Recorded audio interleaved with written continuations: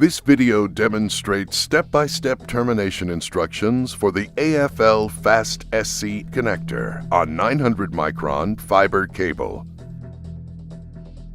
The FASTSC connector kit contains the following items: a 900 micron boot, clear protective tubing, 250 micron tubing, and a FASTSC connector.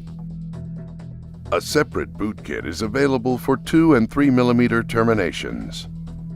Always wear safety glasses and properly dispose of fiber shards when handling and cleaving optical fibers. For 900 micron terminations that utilize the 900 micron fan-out breakout kit, begin by placing the 900 micron cable clamp onto the cable about 10 inches from the end of the cable. Place the 900 micron boot onto the cable. Strip 35 mm of 900 micron and 250 micron coating off. Clean the fiber with a lint-free wipe and fiber preparation fluid. Place the fiber into the CT30 cleaver at the 10.5 mm cleave length. Close the clamp. Push the cutting lever downward to cleave the fiber.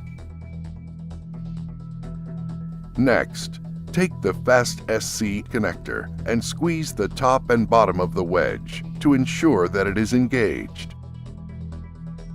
Insert the fiber into the connector.